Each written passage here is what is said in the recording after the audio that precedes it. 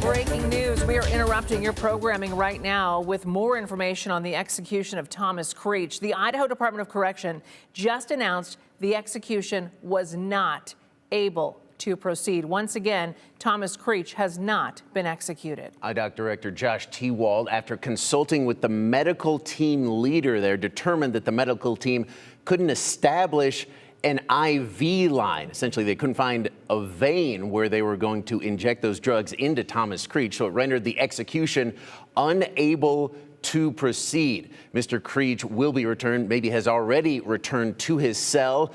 The witnesses have been escorted out of the facility. As a result, the death warrant will expire. So the state has to consider next steps now because they cannot do the execution later today. Again, they need to go through more of the court process to get another death warrant. Director Tewald, state witnesses, the media as well. They're going to be at the media center shortly for a brief news conference. Now, the media witnesses, including our very own Brenda Rodriguez, are going to speak at a news conference. It is expected to start a little bit later this morning. But right now, joining us live, Morgan and Brenda together. Tell us what happened. Yeah, good morning, Justin and Maggie. Just absolutely shocking. Brenda just walked through the doors a few minutes ago within the room and said it didn't work. It didn't go through. Thomas Creech was scheduled to be executed around 10 o'clock this morning. More than an hour later, that did not happen. Brenda, how were you feeling in light of that and just that news coming down, anticipating this all morning and then that being the outcome? Yeah, well, I mean, as we've mentioned before, we're there to witness what is happening at the moment. I will just say, though, they did start on time. That process did start on time. We did count about 7 to 8 IV attempts. They started preparing, cleaning the area where it was going to be injected, and they started that at 10:07. Then the actual first IV went in at around like 10:11. The last one was administered, and the officials halted the execution right at 10:58, but we did count about 7 or 8. And we say that because at one point the medical staff stopped communicating with us. They were very great at communicating throughout all the IV processes, but after that 6th one, we didn't really get a lot of communication. So we're saying about 7 or 8 IV injections at the time. And that number is not confirmed, but it's, of course, what you witnessed. When did they then communicate to you that it was not working and they were going to be done attempting for the morning? Yeah, well, it was at 10:58. They would tell us when they had an unsuccessful IV after each attempt, but at 10:58, that's when they called it, saying the execution was halted. What was the reaction in the room? I think it was just shock. We did not expect that to happen. We were just told that this was happening today, but after each attempt, we started seeing those responses from the medical staff. I will actually note that while the medical staff were administering, they were a little shaky. That is something that I picked on. At the entire time, Creech was reaching out to his family, just reaching out, saying, waving at them, nodding. Every time the IV was inserted, though, he would make some snoring noises, and then he'd twitch as well, and that would happen after each attempt. So what they've said is they were unable to find an IV line, correct? That's correct, yeah. And that happened 7 or 8 times, that attempt rather. There was a point, it didn't seem like he was in pain throughout most of the time. There was one time, though, that he said, quote, "My legs hurt a bit." That's where the medical staff helped lift his legs. He was a little bit more comfortable after that, is what he shared. But other than that, that was the only time that it looked like he was in pain. Were you able to see him get taken away from that chamber? Yeah, no, let me go back here. We were actually escorted out of the room before Creech was removed as well. Anything else he said that stuck out to you? Yeah, there was this moment before he got there, he would mumble a lot of words. Some you can make out, some you didn't. I did catch too, at the very beginning when he was first brought in, he said, what appeared to me, he said, "I'm sorry," looking at his family. Another time, he said, "I love you," to his family, and that was after a couple attempts. And his wife and his stepson were there. Those were the 2 family members present, correct? So that's what we were told, but we were not able to see them. We did have to sign in to get into the facility. I did see his wife's name listed there. So that's as far as I know. We are expecting the state witnesses, and there are several of them, including the Ada County prosecutor, representative from Governor Little's office, Attorney General Raul Labrador, to come in momentarily and discuss what happened in there. But can you give us the lay of the land? What was the witness experience like, the execution chamber itself? How was it all laid out? Yeah, I mean, we had all 4 media witnesses were up front. We had 5 chairs right behind us. That's where we had Governor Little's staff members, the AG. I did see Raul Labrador before entering the execution chamber, but I did not see him inside the chamber itself. So his representative was in there, though. Okay. Were you separated in a different room than, like you said, his family and others who were there? Yes, yeah. So we actually were not able even to see his family. There was a wall right in between us, and then they were separated in that other room. But we both had access to the viewing area, the windows there. And in the execution chamber itself, it was just Mr. Creech and the medical staff that was administering the lethal injection? So it was actually also his spiritual advisor was in the corner at all times. He did step out a couple times, but for the most part, he was in the corner. I will also notice one of the other things that stuck out to me, because it was so many attempts, the medical staff, one of the members stepped out to go get more needles, what appeared to look like needles, and then brought them back in to continue attempting the IVs. Wow. You just can't imagine what's going through everybody's head at this point in the process. We do know the drug is pentobarbital. That's been in court filings. That is the lethal injection drug that they were using this morning. All we know about that drug is that it had an expiration date of February 2025 and that it had been manufactured. We don't know whether the state got it from a veterinary source, whether they got it from a source from within the United States or outside the United States, from a company that has potentially been bankrupt at this point. Idaho is actually shielded. The Department of Correction is shielded from providing any of that information under a new law that was passed a couple of years ago. So those are some questions that we'll have today, certainly for the Department of Correction and for state leaders, but not sure that those questions will be answered. Brenda, is there anything else that stuck out to you that you want to note? Yeah, well, at the very end when the execution was halted, he was just looking up. Creech was just looking up. He kept mumbling a couple words that I could not make out, and also it felt like he was almost in relief, like just mumbling some words, just looking up, and that's the last of what I saw of him. Wow. All right.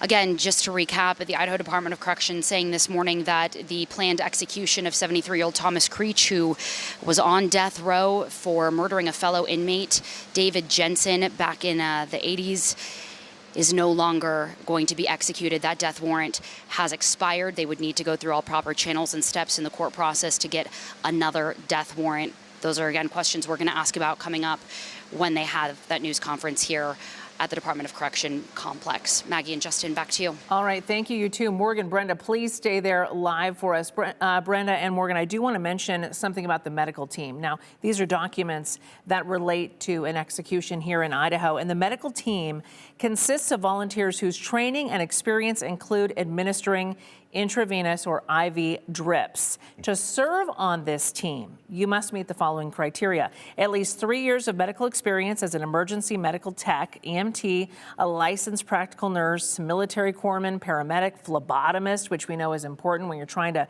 find a line there, maybe a PA, a physician, a registered nurse. So these people are in fact qualified, have current venous access proficiency, current pharmacodynamics proficiency. That means you understand medical orders, labels, draw medications, and deliver medications through either an injection or an IV. And this is where the problem was this morning, and be certified in CPR. So there is a lot that goes into this, and they want to make sure this medical team is qualified.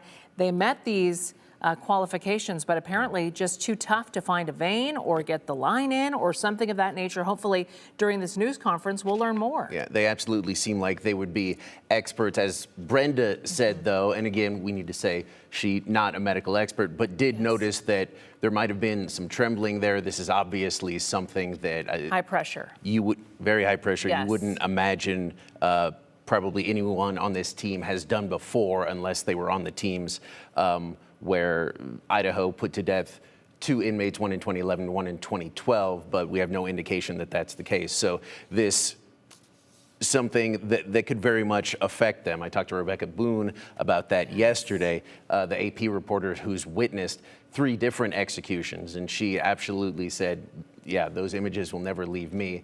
She said it's never going to leave the staff either, the medical team who performs these executions. I think we saw that here today.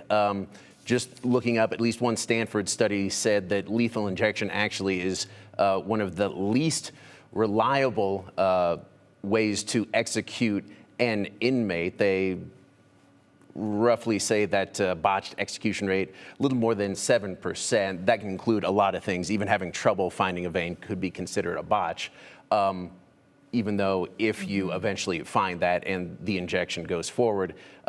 Not the case here today. As Brenda said, they tried 6, maybe 7 times, at least from what she observed, and they couldn't establish that IV line to then inject those lethal injection drugs.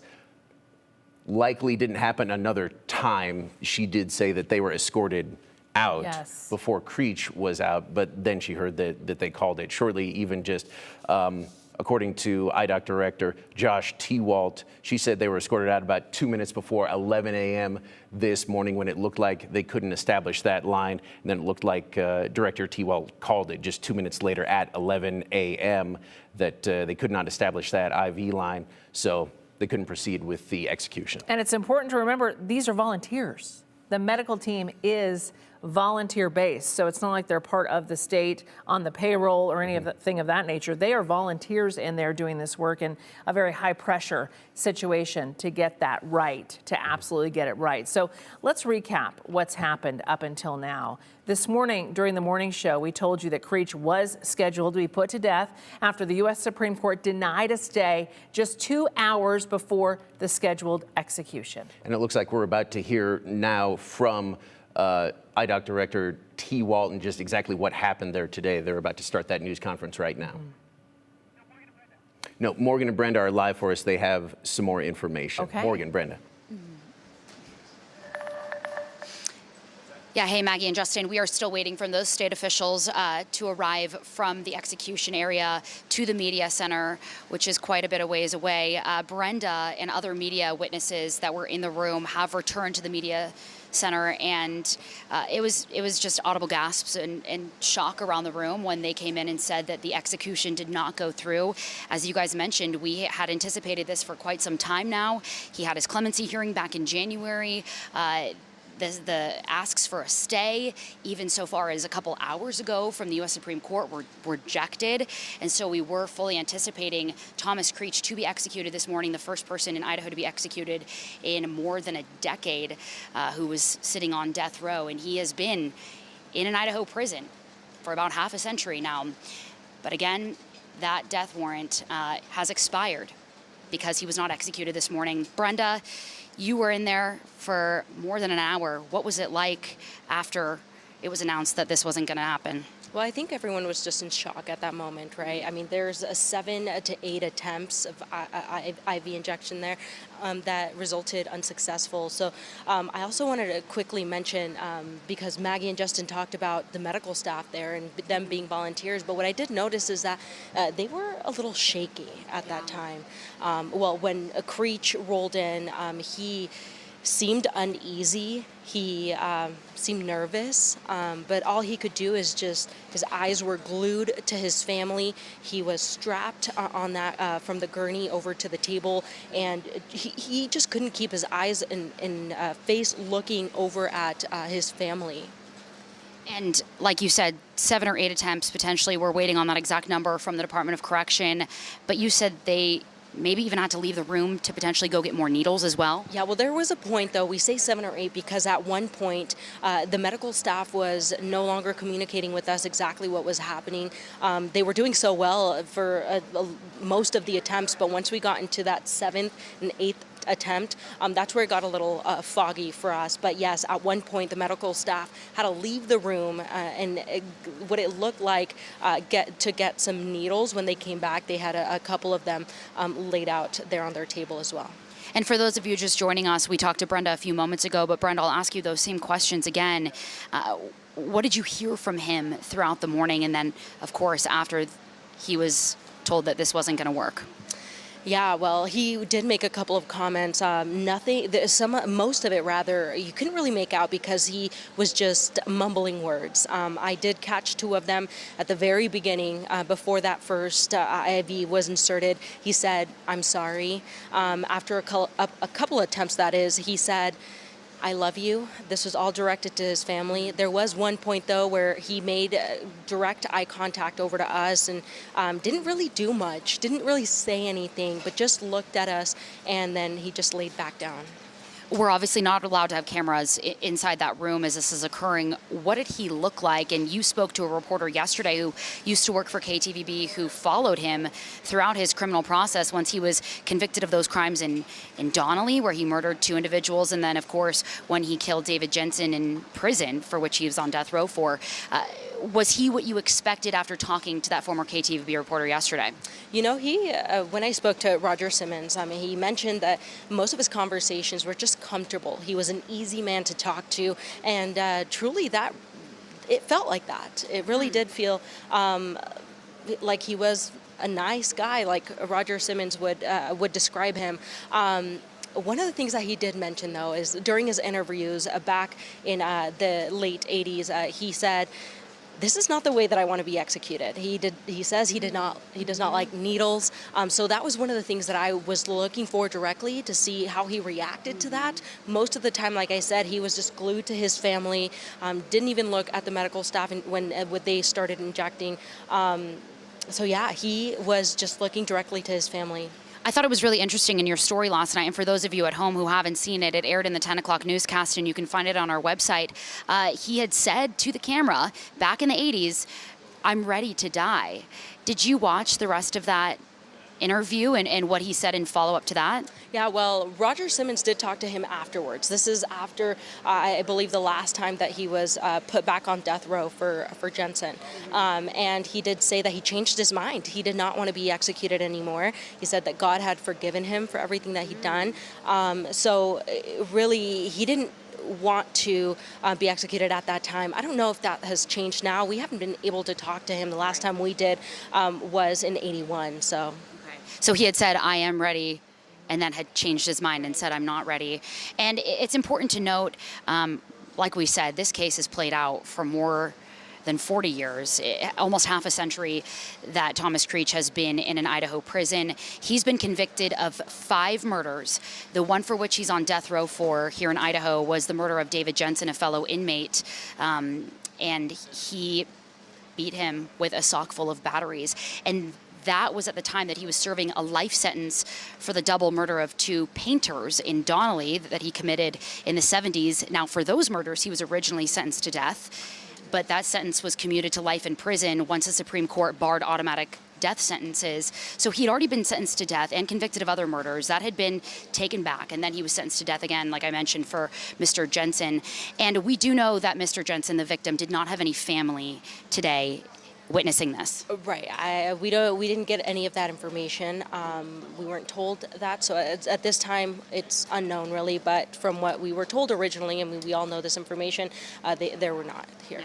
Yeah, IDOC confirmed. Sonda with the communications department did confirm this morning Jensen did not have any family here. But like you said, Creech did. It was his wife and his stepson, correct? So we weren't actually able to see the other room where they were in. We were told that they were going to be there. We did not get confirmation if they were actually there. But what we did have to check in prior to entering the facility, and I did see her name listed there as being checked in. His wife, Leanne. His wife, yes. Okay. Did you see any other state witnesses that we know we're going to hear from this morning? So no, not on that sheet in particular, but inside we did have representative from the AG office, Raul Labrador was there as well. Representative from the governor's office was there. I will mention though, Raul, he was at the briefing meeting there, and then we did not see him inside the chamber itself. Yeah. I know you laid this out for us, but like I said, for those of you just joining us at home, how was the room laid out and what did you experience? What was that whole process like for you guys? Yeah, so the 4 media witnesses were right up front, just regular folded chairs, 4 up front, and then towards the back we had 5 of them for the people that we just mentioned. 2 of them were empty, 2 seats. And then at the end, you guys were escorted out before Mr. Creech was. Yes, so we were told that the execution was halted. That happened at 10:58.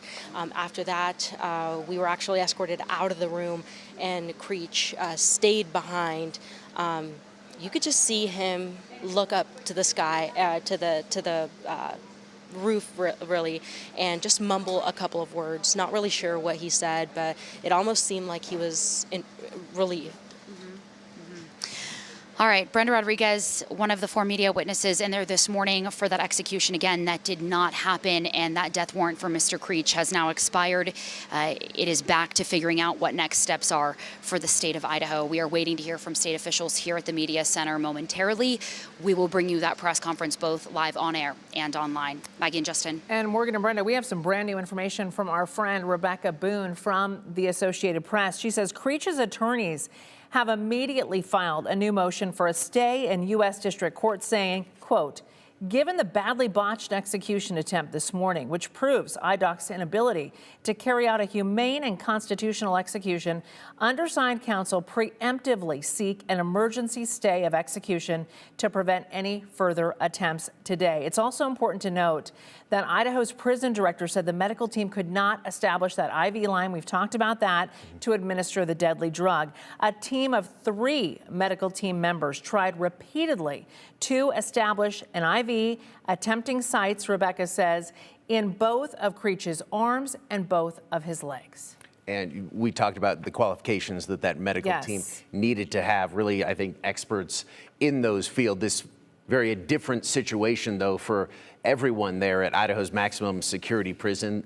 Idaho has not executed a prisoner since 2012. Other states, this is much more common, and they have teams, whether you like it or not, who are much more experienced with this. Texas had 5 executions last year, Missouri 4, Oklahoma 3, Florida 6. Again, Idaho hadn't executed anyone since 2012, so a long time. Creech been on death row for nearly 50 years. 50 years now. And Maggie, as you pointed out, this is now the 12th time that I believe a death warrant was issued. And now there will be a 13th.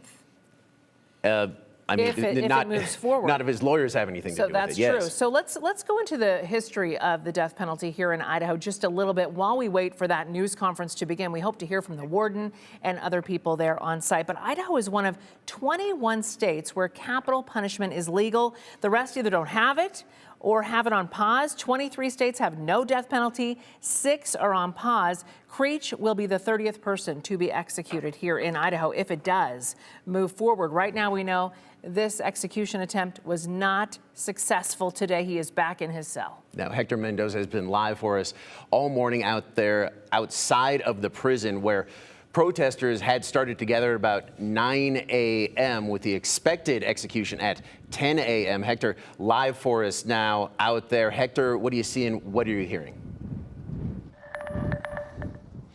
Well, right now we don't have anybody out here. I think around maybe about a half hour ago to about a little bit more than that. It has since cleared out, so some of these people aren't here anymore.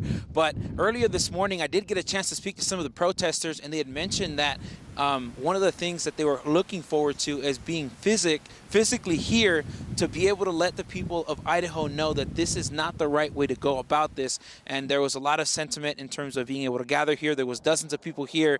So here's what people had to say when it came to just kind of their opposition to the death penalty and particularly this execution. When you truly believe in something, when something is passionate, as my faith is, against killing, against the death penalty, we need to get out of our homes. We need to get out of our spaces that provide us comfort. And this is a cold day. It's not a pleasant day to be out, but it's a day that we just need to physically show that we're against something.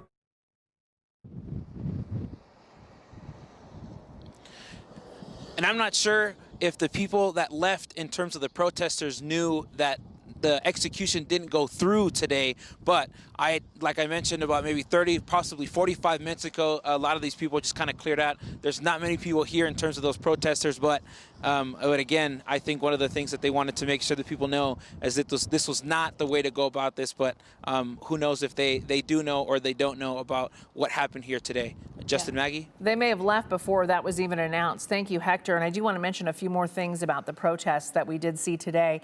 Leaders of Idaho's Catholic, Methodist, Lutheran, Episcopal, Unitarian, and Jewish communities, faith leaders, civil rights advocates, they expressed visible and audible protests at the scheduled time of the execution that we all know now did not happen. They say there can be no business as usual on an execution day. This is why the phones will not stop ringing today at Governor Little's office and why Idahoans everywhere will hear from their faith leaders and from the bell towers of their churches. This is from, of course, the people who are against the death penalty. Now, there were protests at the entrance of the prison complex, at the bell in front of the Idaho State Capitol, and there was even a live virtual execution vigil where they gathered death penalty opponents from across Idaho and beyond and did that online as well. And churches across Idaho are participating at forwhomthebellstoll.org. That's a project tolling their bells for 2 minutes at the scheduled time of what was supposed to be the execution today. But we just got another statement in, Justin, from the Federal Defender Services of Idaho. So yes. Public defenders who helped in some way defend Mr. Thomas Creech, they say, quote, "We are angered but not surprised that the state of Idaho botched the execution of Thomas Creech today." They say, "This is what happens when unknown individuals with unknown training are assigned to carry out an execution." This morning they tried and failed, they say here, 10 times to access Tom's veins in both of his arms and legs so they could inject him with the state's mysteriously acquired pentobarbital. More on that in a second. This is precisely the kind of mishap we warned the state and the courts could happen when attempting to execute one of the country's oldest death row inmates in circumstances completely shielded in secrecy, despite a well-known history of getting drugs from shady sources. Again, this is a quote from the Federal Defender Services of Idaho. Yesterday, the state called Mr. Creech's worries patently absurd in its motions to the U.S. Supreme Court.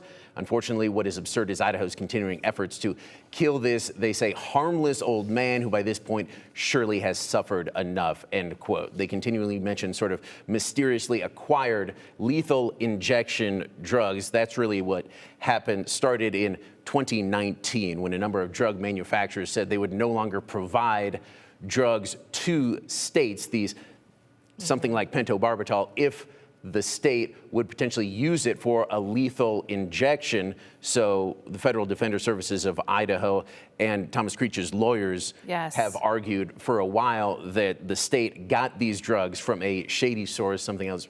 Perhaps the drugs they believe were meant to be used on animals, not humans. They did not believe that was legal, so they continue that argument here. Well, as we mentioned, his attorneys immediately filed the new motion for a stay in U.S. District Court, saying, once again, given this badly botched execution attempt this morning, which proves IDOC's inability to carry out a humane and constitutional execution, undersigned counsel preemptively seek an emergency stay of execution to prevent any further attempts today. We really don't know what's going to happen next. We are waiting for this news conference to find out. This is unprecedented, I think. I mean, we'd have to look back in our records, but as long as I've been here at Channel 7 and seen 2 executions in the past, they went off without a hitch. There were no issues. So this was really a shock to all of us in the newsroom this morning. We thought it was over, and then we got word that an IV line was not able to be managed. They couldn't get it going, and so this did not happen. And again, it seems like the state as well is unsure about what to do next. I'm sure it's unprecedented for many of them. The latest statement we have from the state was, we're looking at what we have to do next. We're looking at possible next steps, because they were set to execute Creech. He would have been the 30th person executed in Idaho's history. Again, that did not happen, could not establish an IV line. He's been taken back to his cell. As you said, his lawyers are appealing again now against that death penalty. We go now live again to Morgan and Brenda, who are down live right there outside of Idaho Max. Brenda was in a viewing room right next to that execution chamber. Morgan, Brenda. Good morning, Maggie and Justin. Brenda was one of 4 media witnesses. There were several state witnesses there as well.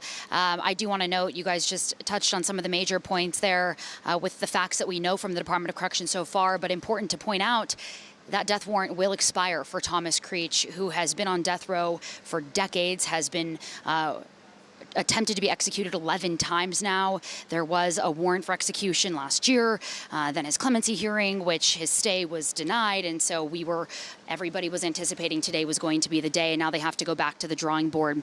I'll bring in Brenda Rodriguez now, again, as one of the media witnesses in that room. Brenda, what was his demeanor like the second he walked in the door into that execution chamber? From what I can tell, he was nervous. He was uneasy of what was going on. But one of the biggest things, though, the entire time his eyes and his position was just glued to his family, which was just right in front of him. We were a little bit towards the left-hand side of him, towards the bottom, and his family was in the other room. So we didn't really get to see the family. We just got to see his interaction, more so just mumbling words to them. 2 phrases that I was able to catch was, I'm sorry, this happened before the first IV was administered, and then I love you. And that was after several attempts. You counted potentially 7 or 8. Yeah, so it was about 7 or 8, and that's because at one point the medical staff stopped communicating with us. They were doing so well at the beginning with every attempt, but it got to a point where it was a little foggy at that point. They stopped communicating. They stepped out of the room to go get some more material. When they came in, it looked like it was more needles. But yeah. Where did they attempt to put that IV line, those multiple IV lines? Yeah, so they did start with the with the arms first. After those failed, they did a couple attempts there. They went straight to the leg areas. And I will mention, Morgan, this whole process, it didn't seem like he was in pain. There was just one moment that he did say that his feet were hurting. The medical staff were able to help him out a little bit to find comfort. But that was the only time that I really saw him in pain. How was he positioned? Walk us through this for those of us who have never even seen, even photos, because a lot of times cameras are not allowed in these chambers. Was he strapped down to something, and how was the room laid out? Yeah. So in the room, he walked in, or he was brought in at 10 o'clock. So it started on time. He was in the gurney. Then he was strapped there. His arms, his legs, everything was strapped. His body was also strapped. He was then put on top of the chair where he was again strapped on both of his wrists. So a lot of straps really went into this. And right up in front of it, you did have the podium where the staff were able to make a couple comments. That's where the halted comment came through. And then at the corner towards the very back of the room, that's where we saw his spiritual advisor. Okay, Brian Tom, I believe is his name, and I know he got time with him this morning, and he was in the room with Thomas the entire time with Mr. Creech? He was. I was surprised to see that he was just in a corner, though. He wasn't with him, or at least we didn't get as far to the point where maybe he was able to approach him and be close to him. But yeah, he was just in the corner. He did step out a couple times, but he would always come back. And this execution chamber was at the Idaho Maximum Security Institution where he was housed, correct? That's correct. Okay. Yeah. And what were the witness areas? How were those laid out? Yeah, so we had 4 chairs up front, right in front of the glass windows. That's where the media, including myself, we were sat there. Right behind us, there was about 5 chairs. 2 of them are empty, and then we've already talked about who was there with us, but I will mention Raul Labrador. We did get to see him when we were getting briefed before entering the chamber, and then we didn't see him after that. Okay. So again, I think if I'm recalling correctly, maybe 6 state witnesses and then 4 witnesses from the media. What was that feeling like in the room after you were told, and how were you told that this wasn't going to work? Just shocked. I think like the rest of us receiving this news, we're just expecting for those next steps, and we didn't get there. So, yeah, just shocked. How many medical providers did you see there? Yeah, there was about 3 administering the IVs, and then you had a couple staff members there, and then the police department as well. Okay. Could you recall off the top of your head how many individuals, other than his spiritual advisor and Mr. Creech, were in the room with him? Yeah, at one point there was 9 of them, yes. And all we know is that the drug that they were planning on using was pentobarbital. Idaho is shielded under a law that went into effect from disclosing where they got the lethal injection drugs, how they got them. His federal defenders have asked multiple times, were these from a veterinary source? Were these from outside the country? Were these from a shady source within the country, potentially a company that went bankrupt? We will certainly ask those questions of the state this morning, but we don't know that we're going to get those answers. We don't know exactly what they're going to say, but as we mentioned, it is back to the drawing board. It is now figuring out next steps, and this is, of course, going to have to play out through the legal system. I mean, decades of appeals, even an overnight 11th hour attempt from his federal defenders to try to stay this execution through a petition to the U.S. Supreme Court asking that Mr. Creech not be executed this morning. And now you've got to go through multiple hoops again, and they've got to go back to court, whether it's state or federal courts, to go ask for another death warrant, them being the state. So we will continue to stay here. We are expecting this news conference from state leaders, from the Ada County prosecutor right here in the media center at about noon, and we will bring that to you live on air and online. Maggie and Justin. All right, we'll get back to you with that as soon as we can. Well, and Morgan, Brenda, thank you. And as we've mentioned, Creech has been convicted in the murders of 5 different people. Now, he said, though, he killed at least 42 people in his lifetime, though that claim never been confirmed. Here's what we do know about the deaths for which he has been convicted and his victims. In June 1974, the body of 50-year-old Vivian Robinson, a state tax auditor, was found in their home in Sacramento, California. Investigators say the body was found so badly decomposed, no cause of death was originally announced. In October of 1975, investigators were able to link Creech's fingertips to the crime. Years later, it was revealed Robinson was suffocated. 2 months later, 22-year-old William Dean was found shot to death inside a church in Portland, Oregon. It's the same church where Creech once worked as a sexton.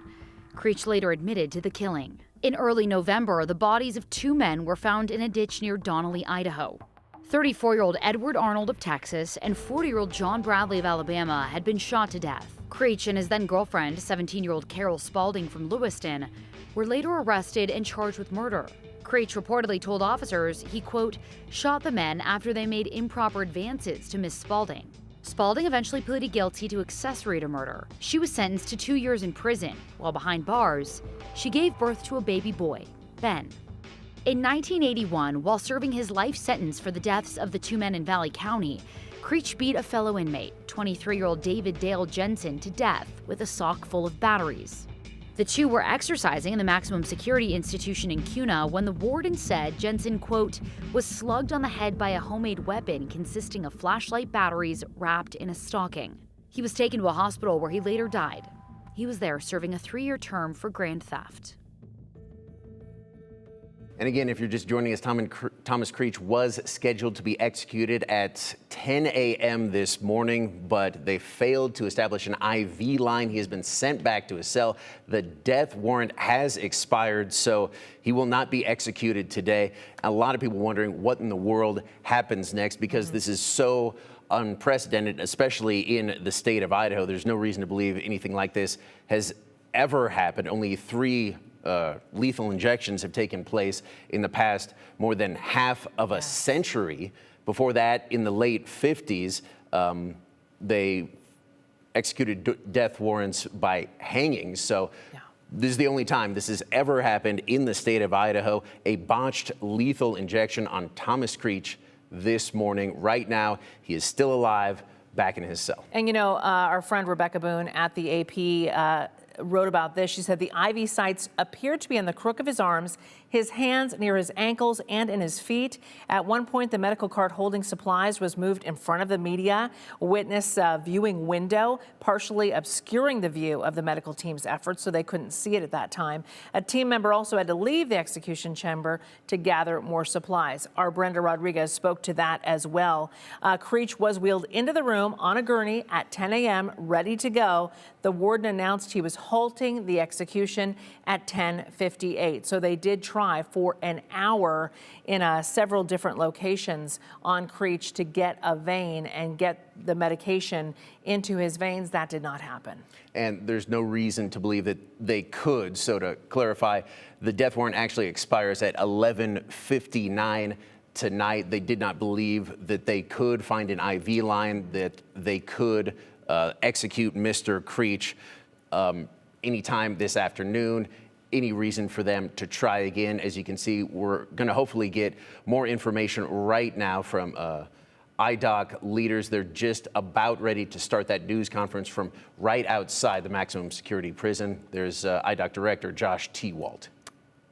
I don't think he's ready to go just yet. As soon as he is, we will, of course, take his mic live for you so you can hear exactly what he has to say and what happened this morning.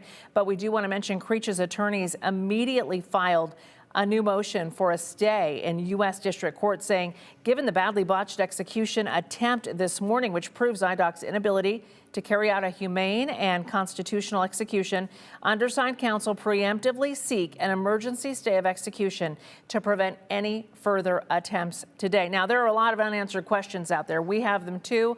I'm sure you're wondering as well, and we're hoping to get those answers as soon as they get settled here. We do have our team there. We have Hector on scene. We have Morgan. We have Brenda. We have our photojournalists as well, and we're trying to gather this information for you today. But once again, just a stunner for everyone here in the community who's watching this today, wondering what went wrong this morning with the planned execution of 73-year-old Thomas Creech. He has been imprisoned since 1974, convicted of 5 murders in 3 states, and suspected of a whole lot more. Justin mentioned he has claimed 42, then he backtracked that to 20-something, but regardless, a lot of victims in his wake. And let's listen Josh in. T-Walt. I'm the director for the Idaho Department of Correction. Let me give a quick recount of events from today, starting with what I think most of you are most eager to hear about.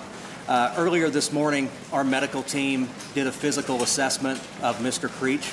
After that assessment, they had communicated to me as well as Warden Richardson that they believed and had confidence that they would be able to establish venous access on Mr. Creech.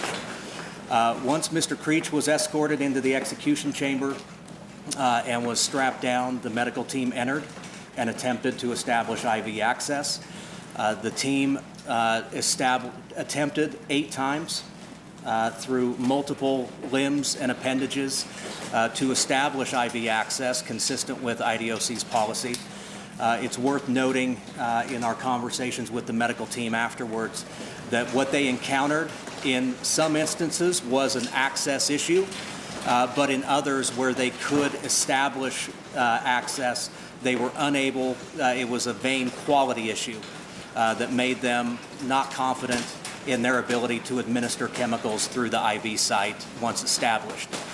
Consistent with our training and with our protocols, we from the very beginning try to be very candid and upfront that this isn't a do-it-at-any-cost process, that our first objective is to carry this out with dignity, professionalism, and respect. And part of that was training and practicing for the chance that they were unable to establish IV access. Once the medical team leader had determined that it would be unlikely that they were going to be able to establish IV access, that was when we halted the execution. Mr. Creech at this time is back in his cell in F block. We are planning to allow the death warrant to expire because we don't anticipate a change in status or circumstance that would allow us to continue with the execution today. We don't have an idea of timeframes or next steps at this point. Those are things we will be discussing in the days ahead. And once the state has determined the next course of action, we'll certainly make those actions known in the appropriate venue. While I'm here, and I'll certainly defer to the media witnesses to recount their experiences, I do want to take a second to talk about the competence of our medical team and our confidence in them.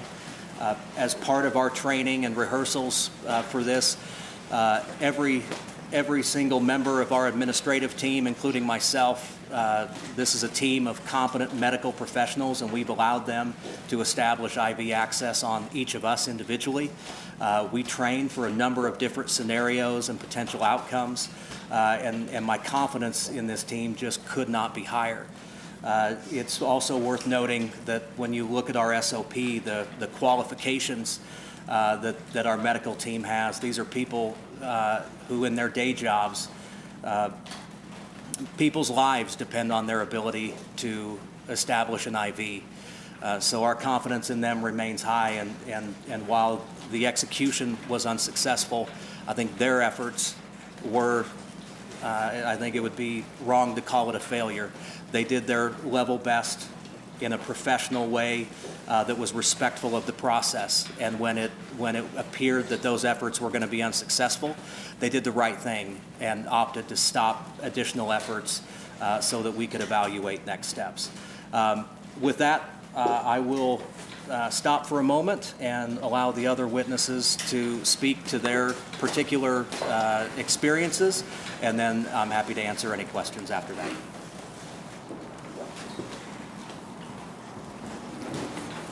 Hello, I'm Rebecca Boone. I'm a correspondent with the Associated Press. I'll attempt to do sort of a minute-by-minute recount of what we saw so that you can understand what happened. Let's see. So the media witnesses were brought into the witness room at 9:50 this morning. We were in there with several other people, including Hayden Dodds from the Board of Correction, Jared Larson from the Governor's Office. There was a correctional officer in there with us, and Ada County Sheriff Clifford.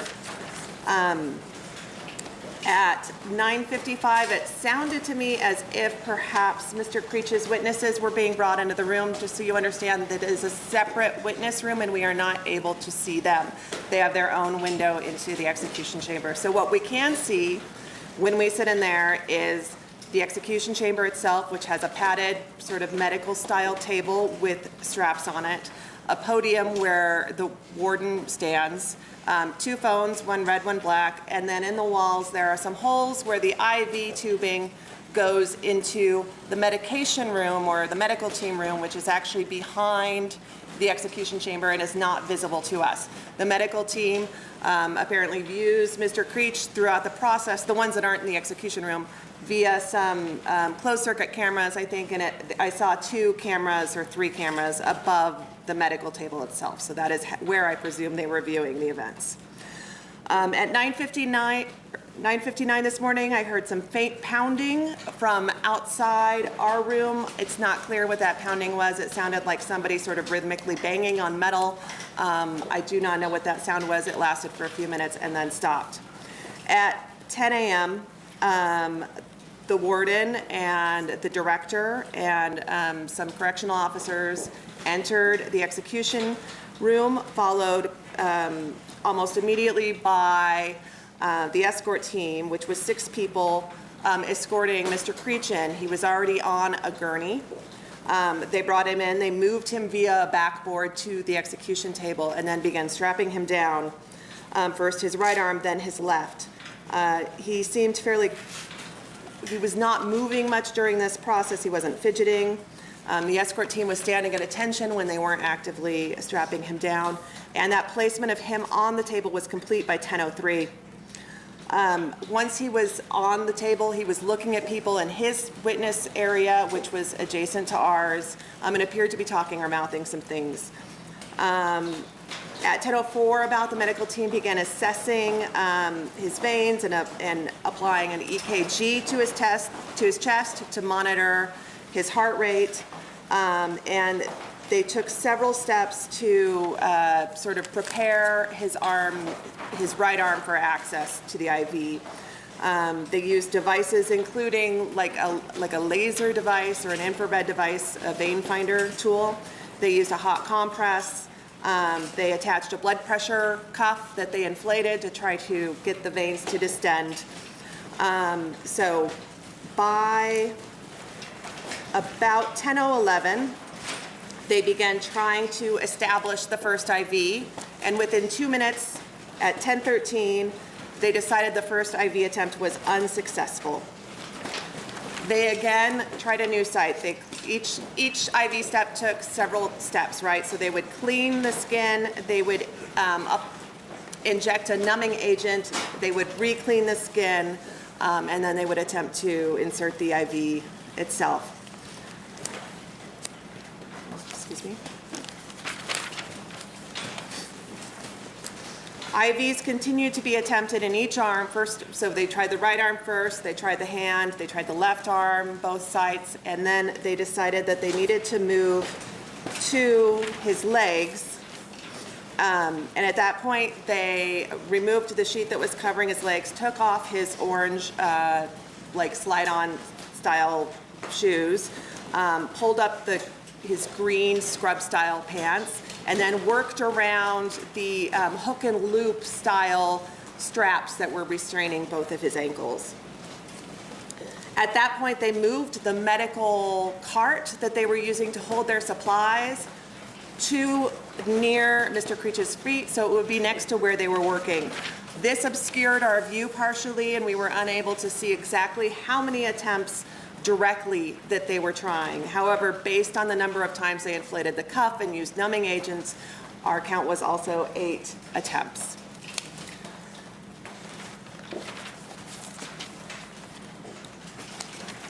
Let's see. So by 10:43, they were still, at 10:41, they were still attempting to find IV sites. At that point, one of the medical team members opened a drawer in the cart, appeared to see that they were running low on supplies. That person left the room, came back with the pocket of his sort of scrub style navy blue jacket filled with supplies. When he left, Director T. Walt followed him briefly out of the room and also came back quickly. And that medical team member made an additional trip out to get, I think, one more thing. The supplies were then restocked. They were still attempting repeatedly throughout the next several minutes. At 10:54, Mr. Creech lifted his head, looked at the medical team and said, "My legs hurt a bit." At that point, they appeared to try to like lift or move his legs to apparently relieve some of that discomfort.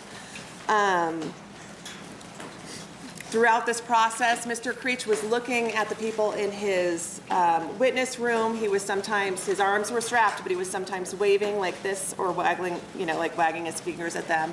He was sometimes mouthing things to them, but he wasn't saying anything loud enough that we could hear it. At 10:57, Warden Richardson and Director T. Walt spoke to each other quietly, nodded, and then the warden went and spoke to the medical team. Also at that time, the medical team began removing the EKG. They left by 10:58, and that's when Warden Richardson announced that the execution would be halted because of the inability to find a successful IV site. We were taken out of the room. A short time later, before we left, I saw Director Richardson walk over to Mr. Creech. At one point, he placed his hand on his arm. He whispered to him quietly. Then he moved around to the other side of Mr. Creech, where he was on the table, so that his back was to the windows, and appeared to be talking with him. Ms. Creech nodded back. When the warden announced that the execution would be halted, Mr. Creech looked at the people in his in the separate room, his witnesses, and waved at them again, and then sort of closed his eyes and shook his head.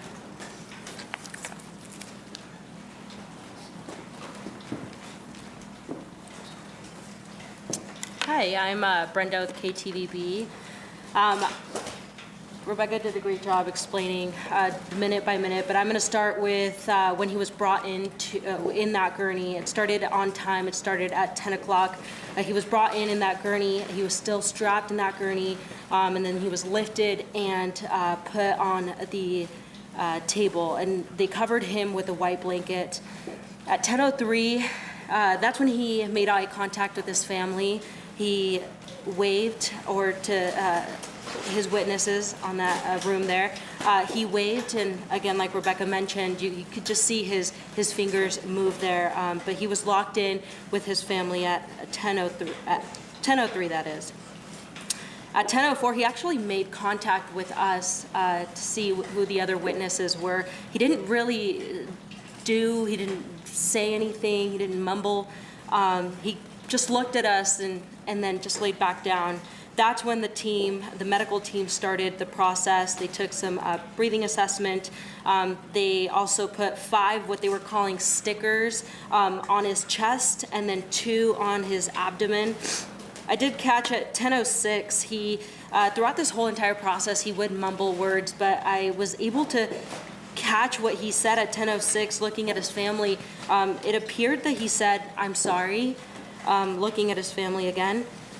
At 10:10, that's when the first IV was administered, and like Rebecca mentioned, it started at the right arm, went over to the left one, and then they had to go take off his shoes and proceed with his legs.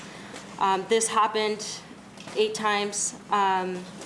Through each time, though, I did notice that Creech, every time the IV was administered, he would make this snoring noise. He would also twitch. It appeared that he would go in and out of his sleep. And yeah, like I mentioned, he would twitch and then snore.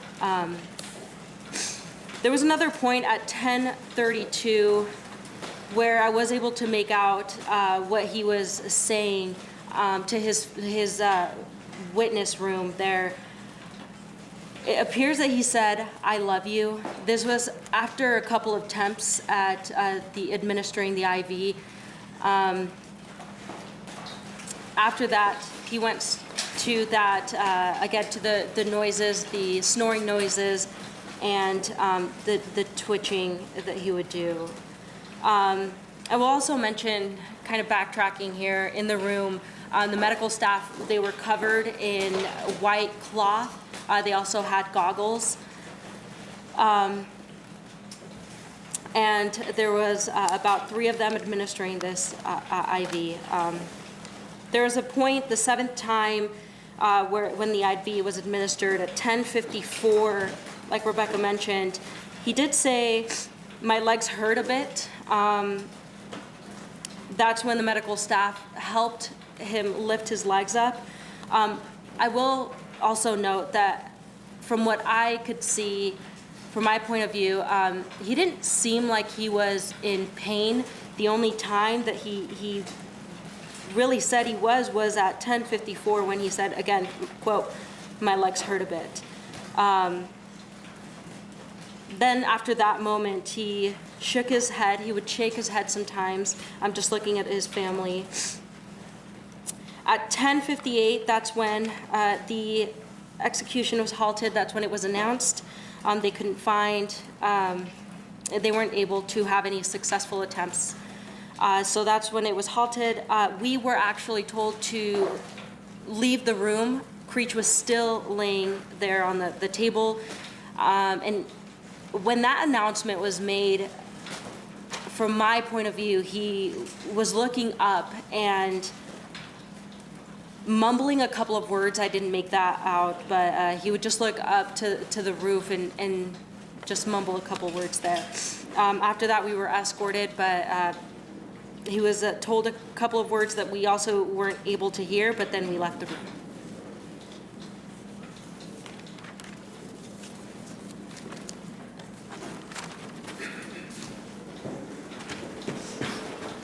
I'm Scott McIntosh from the Idaho Statesman. I don't have much to add. I will corroborate what Rebecca Boone said and what Brenda Rodriguez said.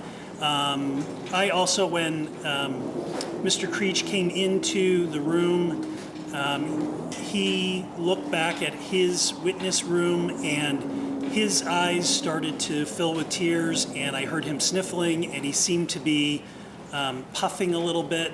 And I will also say that I could not hear what Mr. Creech said, but based on his lips moving, it looked like he said, "I'm sorry."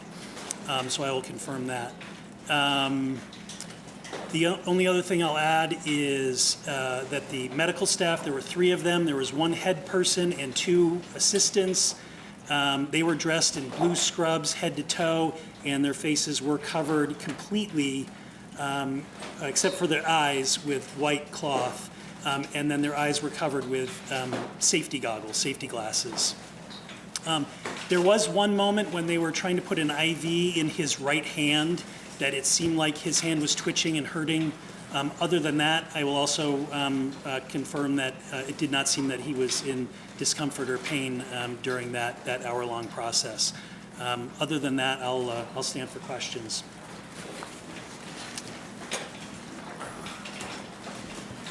I'm Roland Barris from Idaho News 6, KIVI TV, ABC.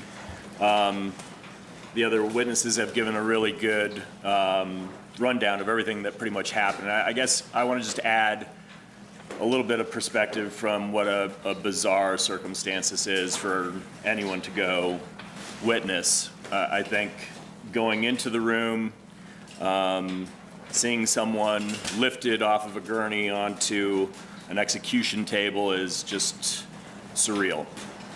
And then to see the operators in the room, who, in my opinion, were very professional. Again, Creech, to me, did not look like he was in pain at any time, any severe pain. Mild discomfort, I might say, from time to time. But it is bizarre also to see, as you described, the medical techs with cap on, goggles, face mask, pretty much covered almost head to toe. It's a strange sort of thing to see.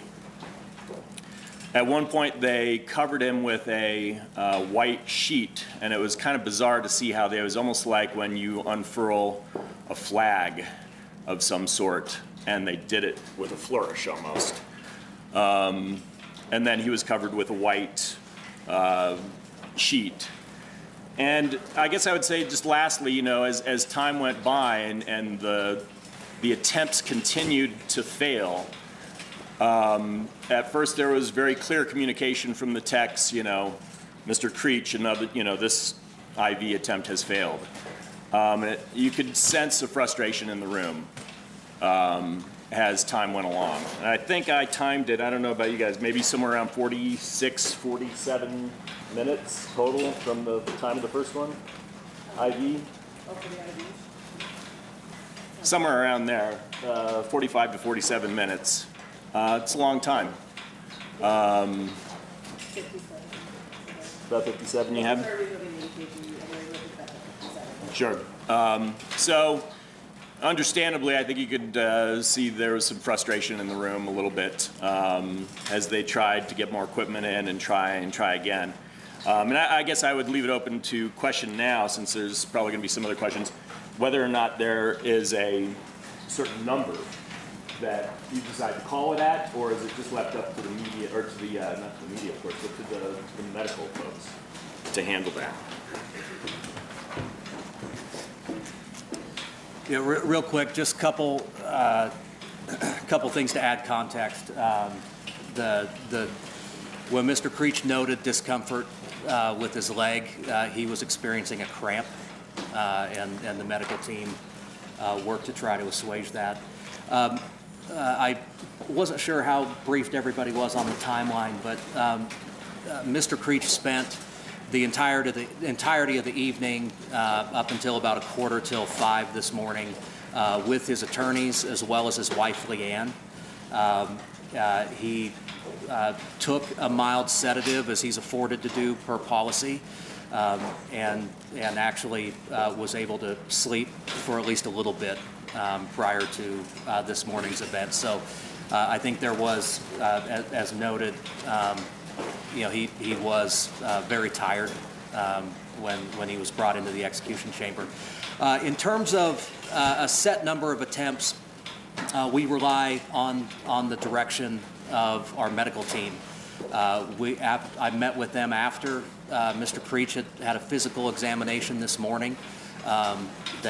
We had established that we thought there were potentially 8 access points. Those are the points they attempted to access, and when it became clear that that wasn't going to be successful, that's when the execution was halted. One other thing to note: the medical team leader did leave the room to gather additional supplies.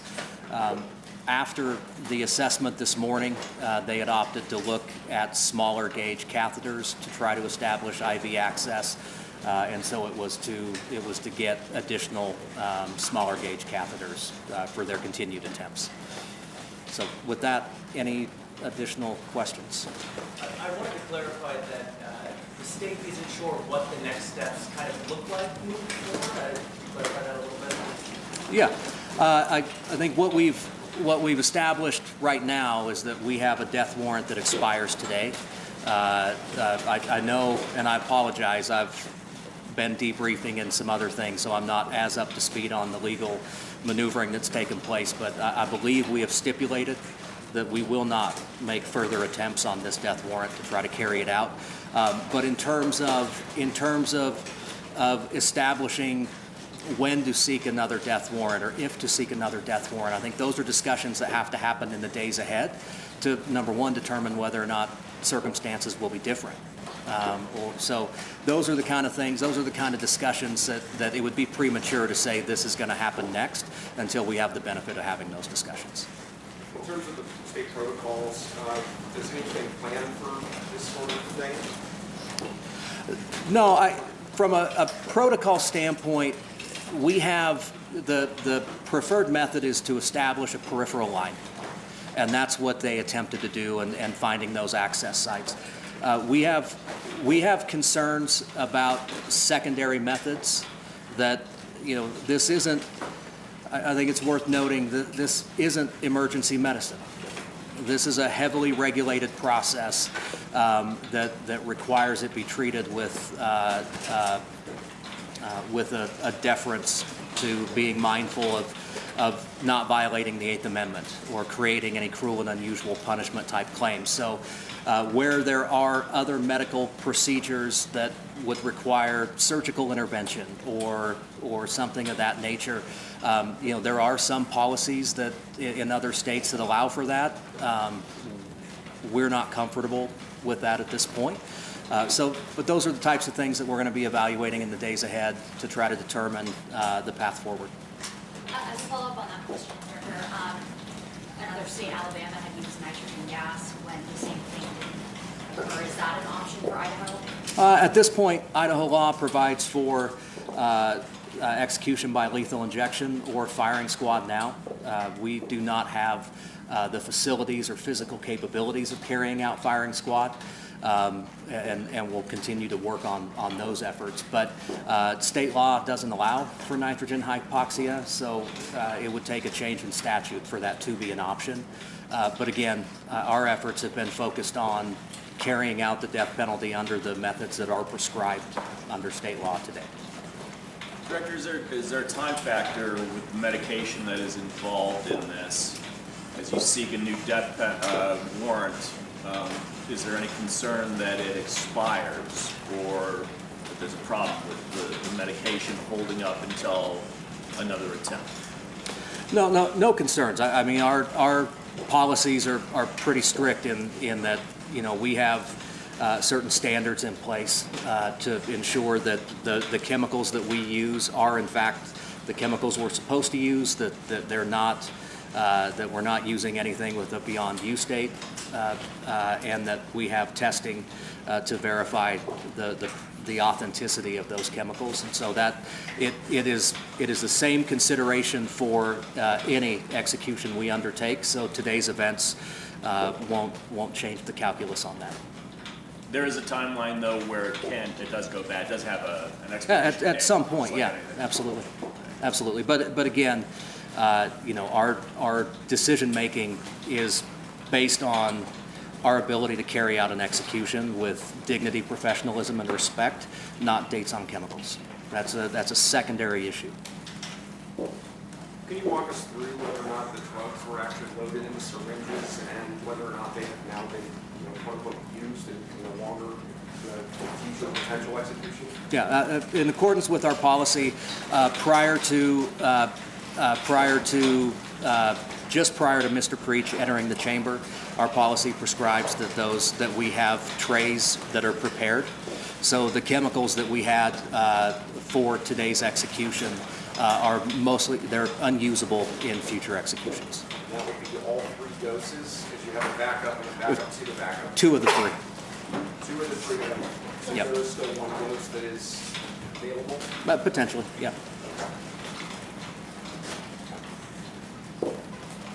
There was one in the back. That was my question. Oh, I just wanted to make sure. Creech was not offered a chance to say final words because the ID was never established. Is that correct? Correct. We did not get to a place in the process where he was afforded that opportunity. When you say he had physical examination this morning, does that have to do with assessing his veins? Correct. Yeah, the purpose of that examination was for our medical team to assess their likelihood of being able to establish IV access. And Go ahead. Sorry, I'm sorry. I was just going to say, and as I noted before, it wasn't a simple access issue. It was also a quality issue. And in their professional judgment, and I wholeheartedly agree with it, it would not have been appropriate to try to move forward with a potential, with an IV site that is collapsed or with infiltration. So following up on the backup and so forth, in order to carry out an execution, you would need a backup dose in a future potential execution, correct? Correct. Okay, so 2 have been used, and IDOC would then have 1 in its possession currently. Correct, but again, I'm not going to speculate on chemicals for future executions. I think we have a high level of confidence that we'll be able to secure the chemicals necessary to carry out an execution by lethal injection, but we'll cross that bridge when it's in front of us. But you're talking about acquisition of additional chemicals. Is that from the same supplier where these ones came from? I will speak about our supplier as often as I always speak about our supplier, and that's to say that I won't speak about our supplier. Fair enough, but is our understanding correct that you do expect that you'll have to seek out new chemicals for another execution attempt? Correct. Okay. You said that there were 8, so solidified 8 attempts, And I believe maybe it was Rebecca, somebody else asked a question, and that was because there were 8 established possible injection sites. Correct. Okay.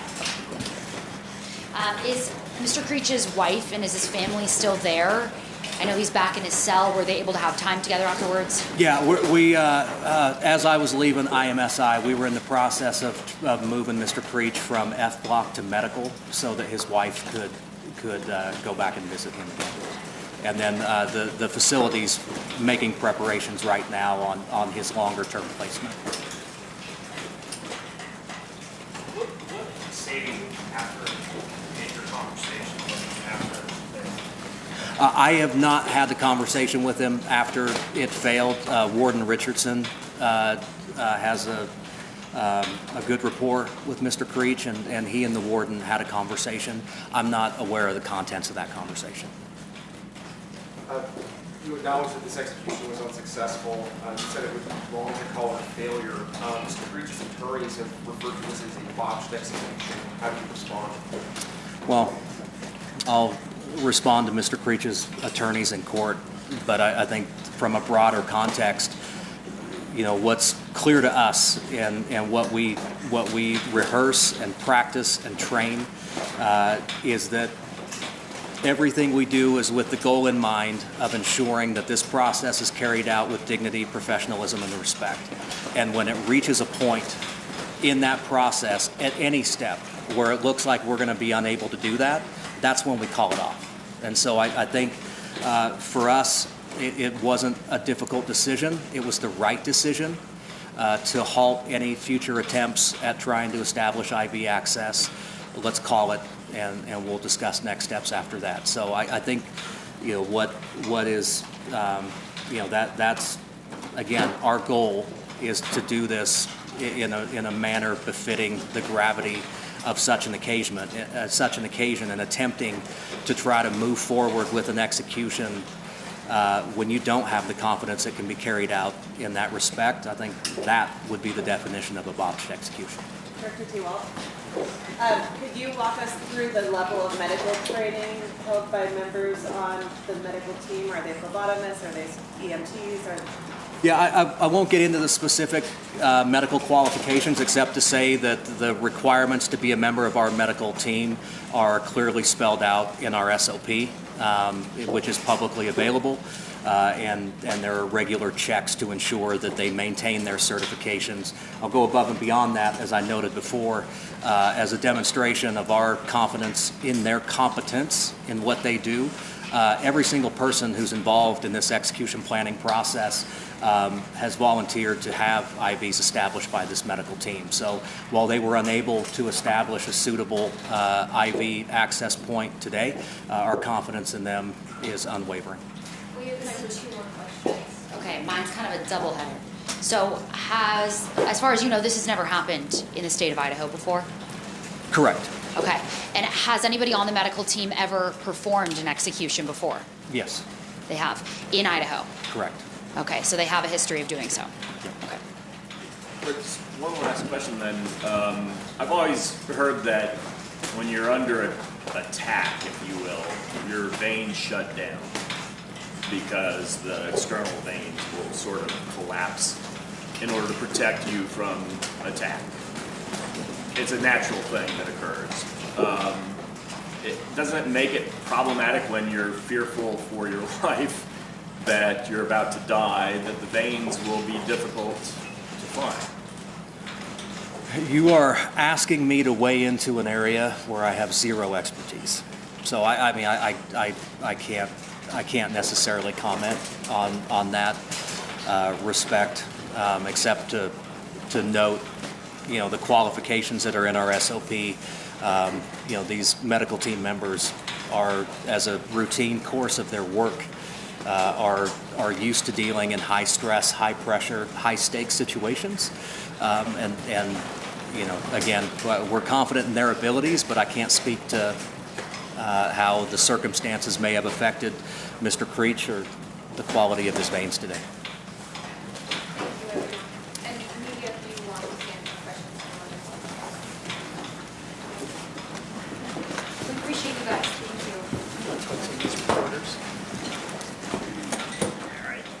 All right, that was Josh Tewalt, the director of IDOC, up on that stage with the witnesses, the media witnesses, including our Brenda Rodriguez, to this execution that did not move forward. The medical team kept anonymous here. We've learned there were 8 attempts, 8 different sites on the body where they could attempt to get this line, and they were unable to do so. But they say it was an access issue at first, and then a vein quality issue with him. So essentially, there were a few times where they could not find a vein, other times where they found a vein, but it wasn't of high enough quality. Essentially, the problem with that is it wouldn't be able to carry those lethal injection drugs out efficiently enough that they could not guarantee that Mr. Creech would not experience pain and suffering, which would, of course, violate the U.S. Constitution that guarantees no cruel and unusual punishment, which is also why IDOC Director Tewalt there said that he is not calling this a botched execution, even though that's what we've heard from Mr. Creech's lawyers. He said botching would be an execution carried out without dignity and respect, and he believes that ensuring that, again, Creech did not suffer during this execution means that they were providing that dignity and respect, and so they had to call that off. And you know, Justin, he was very honest, saying they really don't know what the next steps are right now. They're going to take the next few days to kind of figure it out. Our Morgan Romero live there right now, and we're going to check in with her in just a minute. But once again, Creech is back in his cell. We've learned he did get to spend some time with his family. I'm not sure if they're still together at this time. But Tewalt very honest about really not knowing what they're going to do next. Yeah, and there was a question of, are you going to try again at a later point? What does this mean for the case or cases against Mr. Creech? He said those are, we're going to figure that out in later discussions that will happen, you know, in the next few days. He did say also that they would need more lethal injection chemicals, that they had prepared enough of it today that all of those syringes that they provided no longer viable, so they would have to get more chemicals if indeed another death warrant was issued. And once again, Morgan asked the question, is this unprecedented? Yes, it is. Also, did the medical team have experience on other executions? She got the answer, yes, they did. So Morgan, tell us your thoughts about what you're hearing from Tewalt.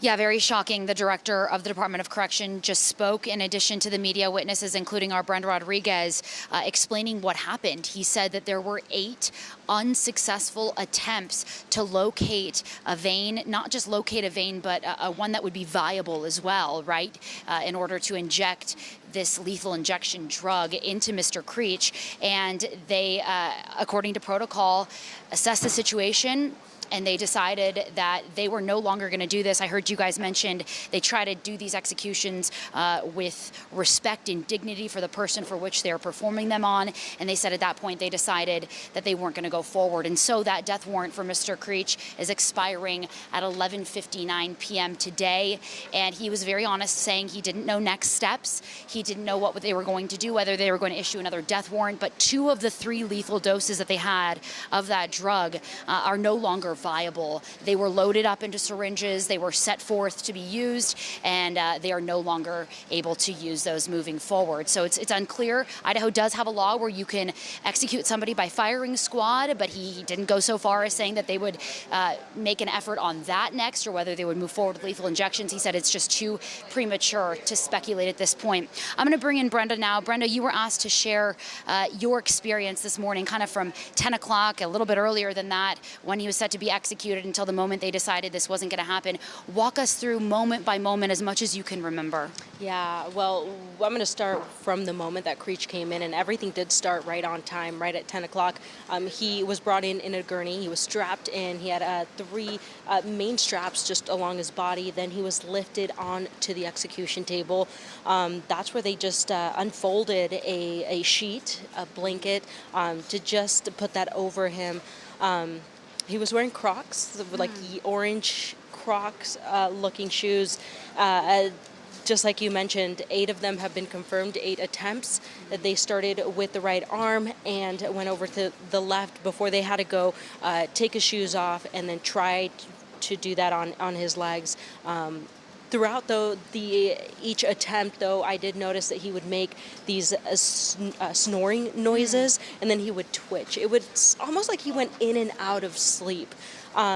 But from the moment he walked in and he locked eyes with the room where his witnesses are, and you could just hear him mumble words. I was able to make out a couple of those, but before the first attempt, which happened at 10:11, he just looked over at his family and said, "I'm sorry." So it was very interesting to see all of this play out, his reaction. But I will say, though, Morgan, he did look a little nervous when he was brought into the room. And it is important to note the medical individuals. There are 3 of them, sort of one that was leading it, as well as 2 other folks. They have a list of qualifications. Director T-Wall wouldn't go over those today, but he did say, again, that they have performed executions in the state of Idaho before. They have experience with intravenous drugs. Well, I will add to that, though, being in there from my point of view, the medical staff, they looked a little shaky. Maybe there was some nervous actions there, but I did notice that they were shaking. And Roland Barris from Channel 6 saying they appeared frustrated, too. There was some frustration in the room. A lot more to unpack here from the execution that did not go forward. T-Walt calling it unsuccessful.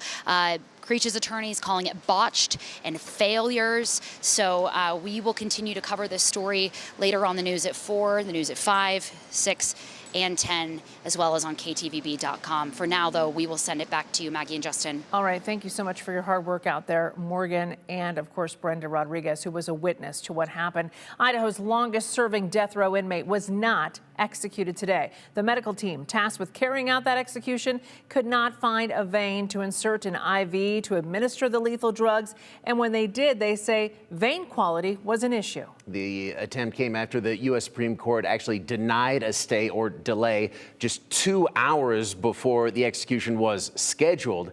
It was the latest effort by Creech's defense team to get his execution delayed or stopped completely. Creech on death row now for nearly 50 years. The death warrant will expire, and it's unclear if another one will be made. They were very honest about really not knowing what the next steps are. IDOC was. Shortly after the execution, Creech's legal team filed a motion to stay the execution, calling it botched. And then that news conference held shortly after they decided to stop the execution, where the witnesses, including our Brenda Rodriguez, spoke about their experiences. We're going to hear more from Brenda and have the latest from what happened coming up on the news at 4. You can also visit KTVB.com and the KTVB app anytime for the latest updates on this. Again, the execution of Thomas Creech not going forward this morning.